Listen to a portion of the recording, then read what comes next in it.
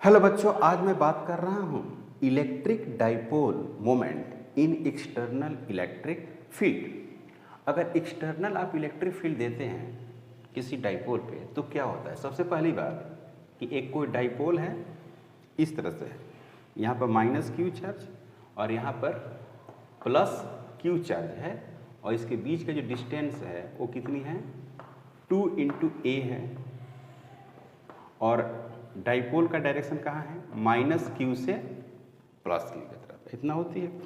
अब ये कह रहा है कि हम बाहर से क्या दे रहे हैं, इलेक्ट्रिक फील्ड इंटेंसिटी दे रहे हैं और इलेक्ट्रिक फील्ड इंटेंसिटी कैसी है, यूनिफॉर्म है।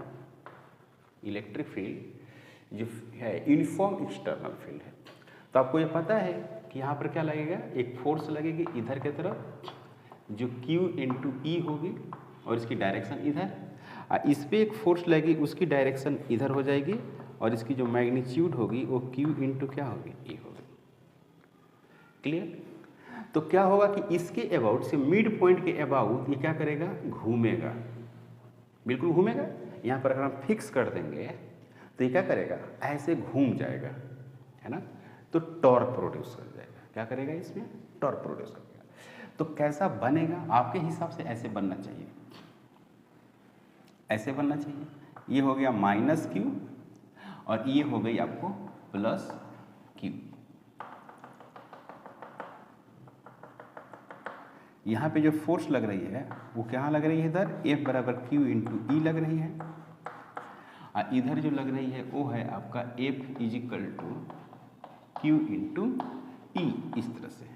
और ये पूरा जो डिस्टेंस है, ये पूरा डिस्टेंस 2 × a है ना। तो यहाँ ये वाला जो डिस्टेंस है वो R परपेंडिकुलर कहलाएगा और ये क्या कहलाएगा, R पैरेलल कहलाएगा। और ये हो गया किसकी डायरेक्शन, डाइपोल की डायरेक्शन। और इलेक्ट्रिक फील्ड इंटेंसिटी किधर दिया गया है, ऐसे दिया गया है। तो ये हो गया डाइपोल का डायरेक्शन, डाइपोल का डायरेक्शन है और ये डायरेक्शन किसकी हो गई, इलेक्ट्रिक फील्ड इंटेंसिटी का डायरेक्शन हो गई और इसके बीच का एंगल थीटा हो गया। अब ये R परपेंडिकुलर कैसे है, क्योंकि ये जो लाइन है इस फोर्स पे क्या है, परपेंडिकुलर है और ये जो लाइन है, ये लाइन इस फोर्स के पैरेलल और इस फोर्स के भी पैरेलल है। या ऐसा कर सकते हैं, अगर इस फोर्स के ये पैरेलल है, ये वाली जो लाइन है इस फोर्स का पैरेलल है तो इस फोर्स के एंटी पैरेलल हो गया। तो अब यहाँ पर ये जो है, ये जो लाइन है इस फोर्स पर परपेंडिकुलर और इस फोर्स पे भी ये लाइन परपेंडिकुलर है। गुड आउट नहीं। तो हम लोग यहाँ पर जानते हैं, we know that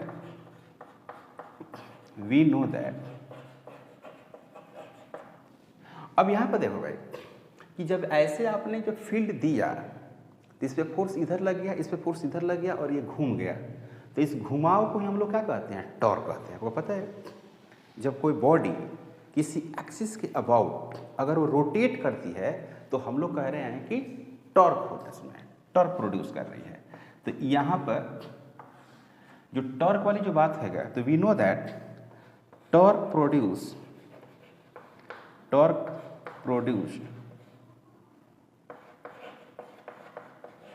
on any body about an axis is only defined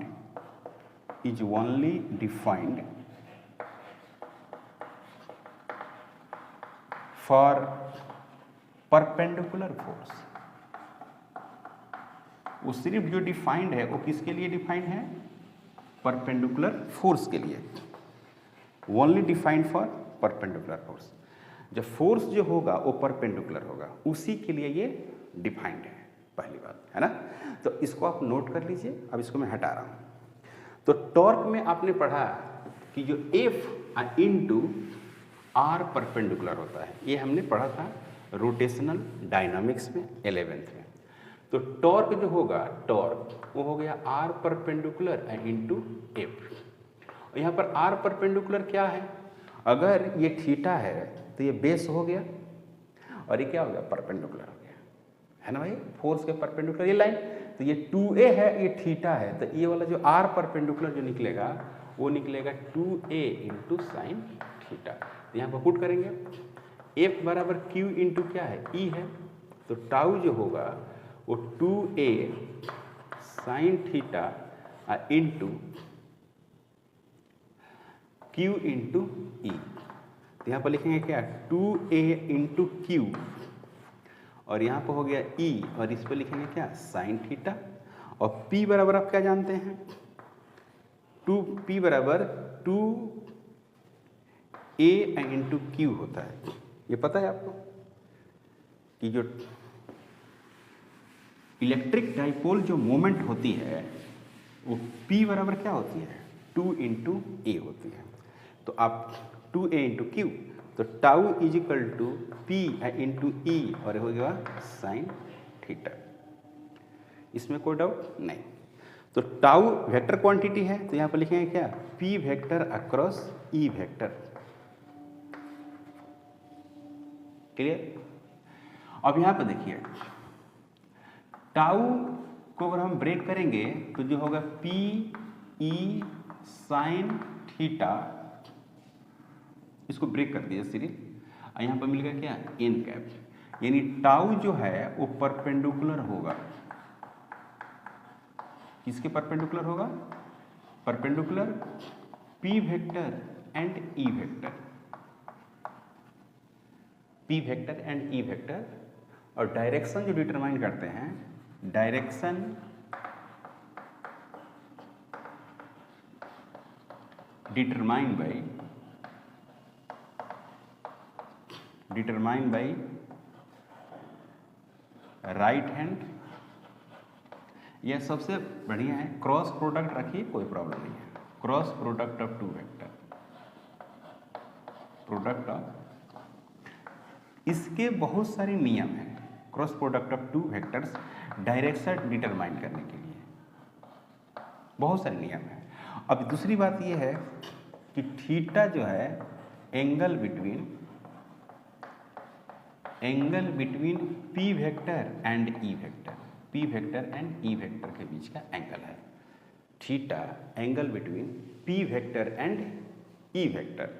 और इसमें बहुत इंपॉर्टेंट बात यह है कि अगर मान लेते हैं कि यहाँ पर प्लस Q है और यहाँ पर क्या है, माइनस Q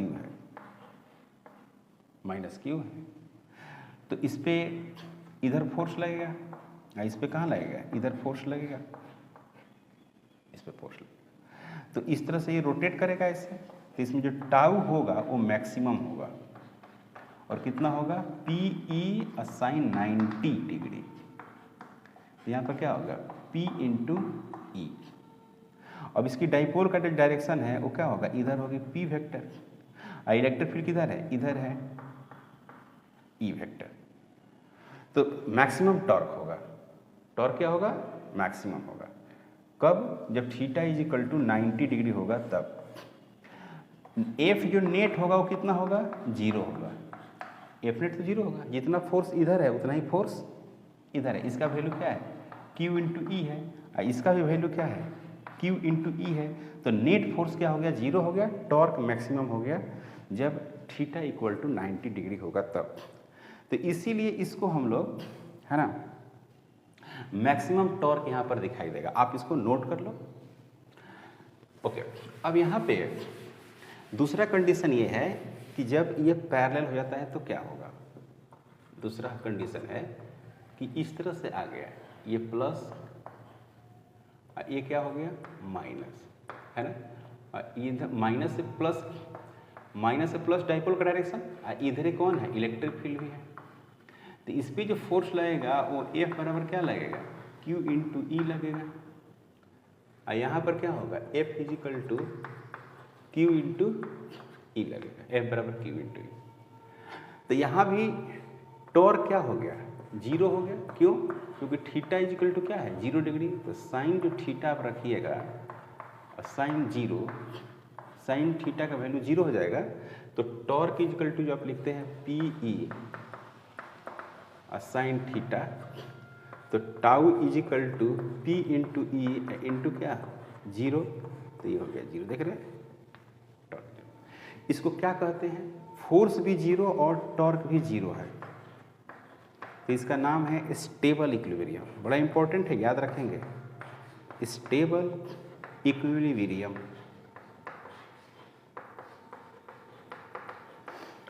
स्टेबल इक्विलिब्रियम का मतलब ये होगा कि अगर इसको थोड़ा भी डिस्प्लेस किए, सपोज दैट यहाँ से ऐसे डिस्प्लेस कर दिए इसको, है ना, तो इधर फोर्स लगेगा, इस पे इधर फोर्स लगेगा, तो ये अपनी स्थिति में आने की कोशिश करेंगे। टेंडेंसी है ना to regain our original position. अगर थोड़ा सा भी इसको डिस्प्लेस करते हैं तो ये अपनी पहली कंडीशन में आने की कोशिश करेगी, या आती है। इसको हम लोग बोलते हैं स्टेबल इक्विलिब्रियम। तीसरा पॉइंट ये है कि अभी इसमें थीटा इज इक्वल टू हो जाता है 180 डिग्री, है ना, तो theta is equal to 180 degree में क्या हो गया कि इसको रोटेट कर दिया गया। मतलब ये है कि ये माइनस क्यू हो गया और ये क्या हो गया, प्लस क्यू हो गया। तो डाइपोल किधर हो गया, इधर हो गया, इलेक्ट्रिक फील्ड इंटेंसिटी किधर हो गई, इधर हो गई, देख रहे हैं। तो इसमें फोर्स किधर लगेगा, इधर ही लगेगा फोर्स, इसमें फोर्स किधर लगेगी, इधर लगेगी, सीधी सी बात है। तो इसमें भी टॉर्क क्या हो गया, 0, टॉर्क हो गया 0, एफ नेट भी क्या हो गया 0। तो इसको हम लोग बोलते हैं ऑन स्टेबल इक्विलिब्रियम, याद रखेंगे, बड़ा इंपॉर्टेंट है, ऑन स्टेबल इक्विलिब्रियम इसका नाम है ना, ऑन स्टेबल इक्विलिब्रियम इसको बोलते हैं। थीटा बराबर 0 पर स्टेबल इक्विलिब्रियम, थीटा बराबर 180 पर अनस्टेबल इक्विलिब्रियम। इक्विलिब्रियम वर्ड इसलिए दिया गया है ताकि नेट फोर्स 0 है और नेट टॉर्क भी 0 है। इसमें क्या था, इसमें फोर्स सिर्फ 0 था लेकिन टॉर्क 0 नहीं था, इसलिए इसको इक्विलिब्रियम का कोई कंडीशन या कोई नाम नहीं दिया गया है। यहाँ तक कोई डाउट? ओके। अब इसके बाद जो पॉइंट्स लिखने जा रहे हैं, इसके बाद when dipole placed in uniform external electric field, मतलब कि डाइपोल है वो यूनिफॉर्म फील्ड में रखा हुआ है। जिसे कहने का मतलब है कि इस तरह से यूनिफॉर्म है, जैसे देखिए ऐसे दिया हुआ है, इस तरह से रखा हुआ है। तो यहाँ पे जो फोर्स जो लगेगा, यहाँ पर हो गया प्लस क्यू और फोर्स कितना लगेगा, एफ बराबर क्यू इंटू ई, चूंकि ये सब ई है, देख रहे हैं ये सब ई है, और यहाँ पर क्या है माइनस क्यू, तो यहाँ पर क्या आएगा एफ बराबर क्यू इंटू ई। तो डाइपोल का डायरेक्शन किधर से है, ऐसे है, तो यहाँ पर क्या हो गया पी वेक्टर हो गया ऐसे। और इस तरह से क्या कर रही है, इस तरह से ये रोटेट कर रहा है, ऐसे रोटेट कर रहा है, ठीक है। तो इसमें क्या हो गया, रोटेट कर रहा था, टॉर्क तो इसमें है, मतलब कि टॉर्क जो है नेट टॉर्क 0 नहीं होगा, है ना, लेकिन एफ जो नेट होगा वो 0 होगा। क्लियर है बात यहाँ तक, कोई डाउट नहीं ना? क्योंकि जितना फोर्स ये है, एफ नेट का मतलब यहाँ पर क्या हुआ, एफ नेट का मतलब हुआ Q into E minus Q into ई, तो कितना आ गया 0 आ गया। जितना फोर्स उधर है उतना ही फोर्स अपोजिट डायरेक्शन में है, तो नेट फोर्स क्या हो गया 0 हो गया, लेकिन नेट टॉर्क 0 नहीं होगा, क्योंकि सिस्टम क्या कर रहा है, रोटेट कर रहा है। अब बात आती है यहाँ पर कि placed in external non uniform electric field, placed in non uniform external electric field. External electric field में इसको आप रखते हैं तो क्या होगा, एक्सटर्नल इलेक्ट्रिक फील्ड में आप रखते हैं तो क्या होगा, देखिए एक्सटर्नल कैसे पता चलेगा, यहाँ पर क्या होगा ई होगा, ऐसे ऐसे देख रहे हैं, ऐसे ये ई है, क्योंकि एक फिक्स टाइम फिक्स इंटरवल पर, मतलब कि फिक्स डिस्टेंस पर लाइन है, तो यूनिफॉर्म हो गया। अब यहाँ देखिए, अभी हो गया नॉन यूनिफॉर्म, देखिए देख रहे हैं, इस तरह से। अब इसमें अगर डाइपोल को हम रखते हैं, इसी डाइपोल को आप रखते हैं, यहाँ प्लस क्यू है तो यहाँ पर फोर्स कितना हो जाएगा, F बराबर Q इंटू ई, और ई जो फील्ड है इसका नाम है ई डैश, तो इधर जो फोर्स लगेगा माइनस क्यू चार्ज पर वो लगेगा F बराबर Q इंटू ई डैश। तो बॉडी तो रोटेट किया है, जो डाइपोल है वो तो रोटेट किया है, इसमें क्या लिखेंगे, नेट जो टॉर्क है वो तो जीरो नहीं है, लेकिन जो एफ नेट है उसमें क्या लिखेंगे हम, ई डैश है तो यहाँ पर एफ डैश हो गया, तो लिखेंगे क्या, एफ जो डैश है वो एफ है और ये जीरो के बराबर नहीं है। क्यों नहीं है, क्योंकि ई जो डैश है, ई डैश ग्रेटर देन क्या है, ई है, तो क्यू इसमें मल्टीप्लाई कर देते हैं, इसमें भी क्या करते हैं, क्यू मल्टीप्लाई करते हैं, यहाँ पर क्या होगा, एफ डैश हो गया, यहाँ पर क्या होगा, एफ डैश, एफ हो गया, तो नेट फोर्स जीरो नहीं है। यानी याद आपको रखना है कि जब यूनिफॉर्म इलेक्ट्रिक फील्ड इंटेंसिटी होगी तो उसमें नेट फोर्स जीरो होगा लेकिन टॉर्क जीरो नहीं होगा, और जब non uniform electric field intensity होगी, नॉन यूनिफॉर्म, तो उसमें क्या होगी, नेट टॉर्क भी जीरो नहीं होगी और फोर्स भी जीरो नहीं होगी। ठीक है, अब हम लोग जो बात करने जा रहे हैं वो है क्या, time period and frequency, time period and frequency of electric dipole. Time period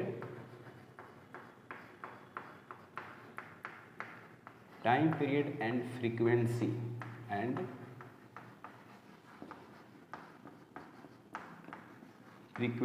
of electric dipole.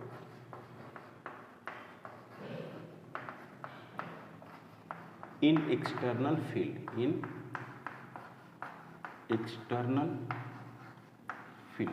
अब एक्सटर्नल फील्ड लिखे हैं तो इसका मतलब है कि यूनिफॉर्म है। ठीक है, कोई डाइपोल है बिल्कुल इस तरह से है, ये चार्ज क्या है, प्लस क्यू है, और ये जो चार्ज है वो क्या है, माइनस क्यू है, माइनस क्यू चार्ज है और यहाँ पर प्लस क्यू चार्ज है। इसकी डाइपोल की जो डायरेक्शन है वो इस तरह से है, P है, ओके, और इसके बीच का जो डिस्टेंस है वो कितना है, 2a है। ये भी पता है जब चार्ज है तो मास तो होगा ही, पक्का मास होगा।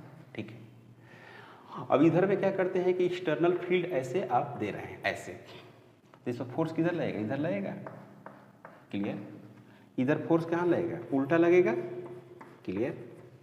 अब इसको क्या करते हैं कि इस डाइपोल को इसी एक्सिस से, इस एक्सिस से इसको क्या करते हैं, इस तरह रोटेट कर देते हैं, तो ये वाला पार्ट सीधा रोटेट हो जाएगा, क्लियर। ये माइनस क्यू और ये क्या है, प्लस क्यू, तो इसमें फोर्स किधर लगेगा, इधर लगेगा, और इसमें फोर्स किधर लगेगा, इधर लगेगा, ओके।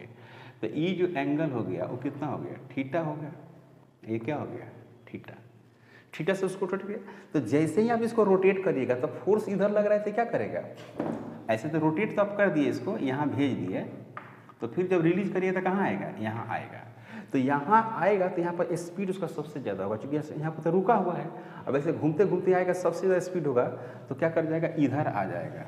समझ में आएगा, कैसा हो जाएगा, ऐसा हो जाएगा।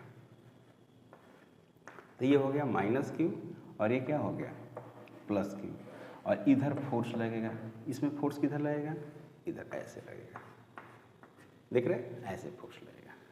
तो ये जो हो गया, ये क्या हो गया, थीटा, ये भी कितना हो गया, थीटा, और ये भी कितना हो गया, थीटा, थीटा से ही रोटेट कर गया, फिर ये इधर आएगा, फिर ये ऐसे जाएगा, तो इस तरह से आना जाना उसका स्टार्ट हो जाएगा। इसको क्या पढ़ते हैं पता है, इसको पढ़ते हैं मीन पोजीशन। एसएचएम में पढ़े होंगे आप, ऑसिलेशन नाम का चैप्टर होगा एनसीईआरटी में, उसमें आप पढ़े होंगे। इसको पढ़ते हैं एक्सट्रीम पोजीशन, एक्सट्रीम पोजीशन इसका नाम है, जहाँ पर वेलोसिटी वगैरह जीरो होती है, और इसको पढ़ते हैं मीन पोजीशन, जहाँ पर नेट टॉर्क जीरो होता है। ठीक, तो इसमें हम लोग कुछ कंसेप्ट को इस्तेमाल करेंगे। एक तो है वो कि टाउ बराबर पी ई और साइन थीटा लिखेंगे हम लोग। For restoring torque, restoring torque and very small angle and very small angle, तो sine theta nearly is equal to theta होता है। और दूसरी बात की टॉर्क जो होगी वो निगेटिव होगी। कोई भी रीस्टोरिंग फोर्स हो या रीस्टोरिंग टॉर्क हो वो हमेशा क्या होती है, निगेटिव होती है। रीस्टोरिंग फोर्स हो या रीस्टोरिंग टॉर्क हो। दूसरी बात कि बहुत स्मॉल एंगल के लिए अगर बहुत छोटा एंगल की आप बात करते हैं तो साइन थीटा लगभग थीटा हो जाएगी या टेन थीटा लगभग थीटा हो जाएगी। तो ये मैंने लिखा sine theta nearly equal to theta और tau is equal to negative. तो यहाँ पर जो आएगा ये value tau is equal to P E into theta, यहाँ पर हो गया माइनस। गुड आउट नहीं। अब बात करते हैं क्या एंगुलर एसएचएम का। ये जो कंडीशन है एंगुलर एसएचएम की है। तो नाउ फॉर एंगुलर एसएचएम मतलब सिंपल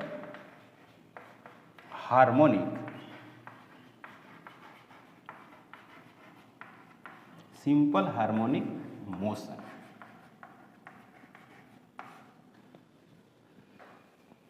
फॉर एंगुलर एसएचएम का मतलब हो गया simple harmonic motion. Simple harmonic motion की हम बात करने जा रहे हैं। तो कैसे बात करेंगे सिंपल हार्मोनिक मोशन, इसको मिटा देते हैं, इसकी कोई ज़रूरत अब नहीं है। ओके, तो इससे कोई मतलब नहीं रहा। ओके, तो अब यहाँ पर सिंगल एंगुलर एसएचएम के लिए ऐसे लिखेंगे alpha is equal to minus omega square theta. जैसे कि लीनियर के लिए क्या लिखते हैं, लीनियर एसएचएम के लिए लिखते हैं लीनियर एसएचएम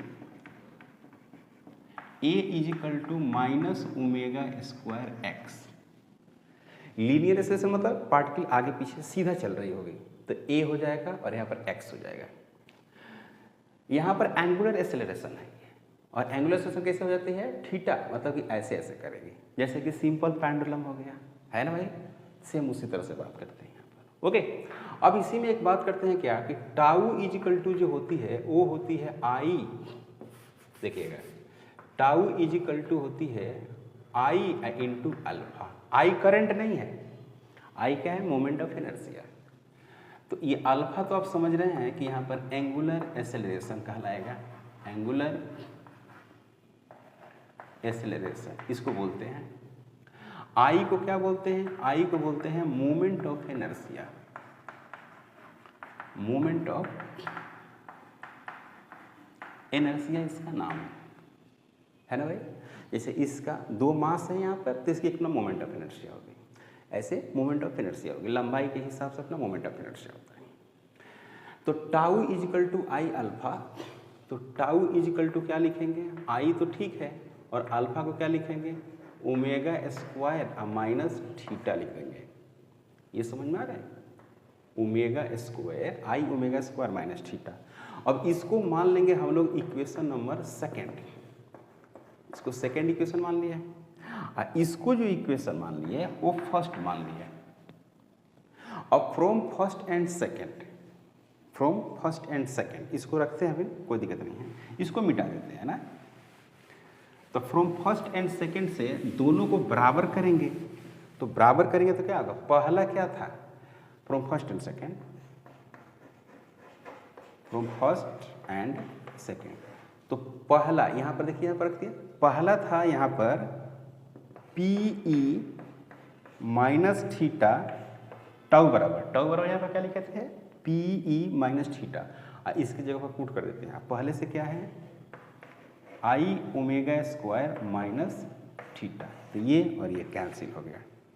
तो P E is equal to I into omega का स्क्वायर। तो ओमेगा का square is equal to P E divided बटे आई। तो omega is equal to under root P E divided बटे I. Omega is equal to P E और divided बटे I होगा। ये काफ़ी इंपॉर्टेंट बात, इसको बोलते हैं एंगुलर फ्रीक्वेंसी। क्या बोलते हैं इसको? एंगुलर फ्रीक्वेंसी, या इसको स्पीड भी कहा जाता है, एंगुलर फ्रीक्वेंसी ओमेगा। आपको ऑसिलेशन में बताया गया होगा कि अगर किसी भी बॉडी का आप टाइम पीरियड निकालना चाहते हैं तो सबसे पहला काम उसका ओमेगा निकालना होगा, और ओमेगा तभी निकलेगा जब आप कहाँ पहुँचेंगे? रोटेशनल में पहुँचेंगे। रोटेशनल में जब तक नहीं जाएंगे, देखिए यहाँ पे जो मैंने लिखा है ये रोटेशनल का कंसेप्ट लिखा है, तब जाके ये रिजल्ट आया है। कहने का मतलब है कि इसको अगर आप बहुत अच्छा से समझना चाहते हैं, बहुत अच्छे ढंग से जानना चाहते हैं, तो आपको थोड़ा बहुत ऑसिलेशन का जानकारी होनी चाहिए, और दूसरा रोटेशनल का डायरेक्शन होना चाहिए, तब जाके आप बहुत अच्छा से समझेंगे इसको। क्लियर है? ओके, जितना मैं कोशिश किया हूँ समझाने को आपको। तो ओमेगा जब निकल गया तो समझो कि आपका सब काम बन गया। ओमेगा निकल गया तो सारे काम आसान हो गए, टाइम पीरियड भी निकल जाएंगे और फ्रीक्वेंसी भी निकल जाएगी। तो मैं इसको मिटा देता हूँ। टाइम पीरियड का मतलब हुआ कि यहाँ से यहाँ गया, फिर यहाँ आया, फिर यहाँ आया, फिर यहाँ आया, जहाँ से चला है ना, उसके आगे जाएगा और फिर पीछे आएगा और फिर उसी जगह पर आएगा, तब जाके टाइम पीरियड कहते हैं। अभी नहीं कि यहाँ से यहाँ गया फिर यहाँ आ गया उसको टाइम पीरियड कहते हैं, ऐसा नहीं कहते। यहाँ से यहाँ आएगा जाएगा तो फिर यहाँ आके फिर इधर आ जाएगा, रुकेगा नहीं, ये सिंपल पेंडुलम जैसा है ना, तो फिर यहाँ।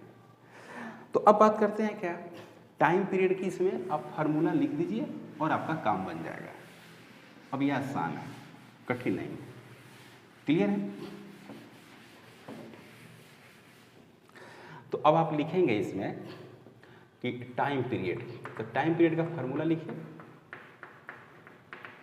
Time period t is equal to 2 pi divided बटे omega.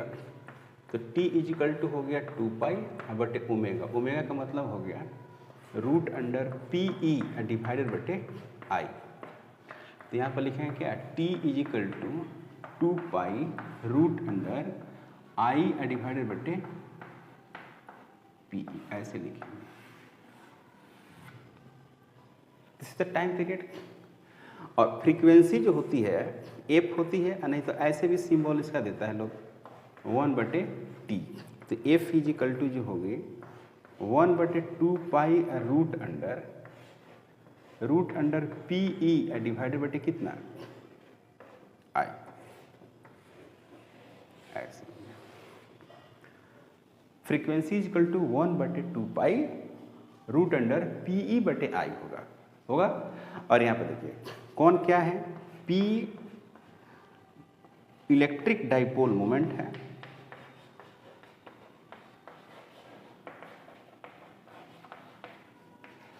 P electric dipole moment, इसको हम लोग बोलते हैं। कैपिटल ई को इलेक्ट्रिक फील्ड इंटेंसिटी बोलते हैं। कैपिटल जो ई है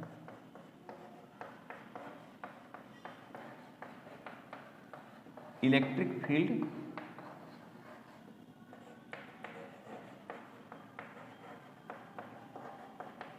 इंटेंसिटी है, और आई जो है वो है मोमेंट ऑफ इनर्शिया।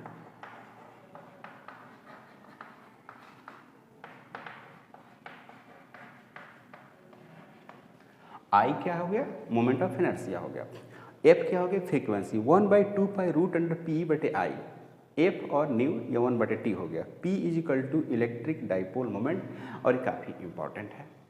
तो मैं आज जो आपको बताया है ये काफ़ी इंपॉर्टेंट बताया है। इसमें बहुत सारे ऑब्जेक्टिव भी क्वेश्चन हैं, शॉर्ट क्वेश्चन भी बन सकते हैं और लॉन्ग क्वेश्चन भी बन सकते हैं। ओके, तो आज का क्लास में यहीं पे स्टॉप करते हैं, मिलते हैं नेक्स्ट क्लास में। अगर आप हमारे चैनल पर नए हैं प्लीज़ सब्सक्राइब करें, शेयर करें। Thank you.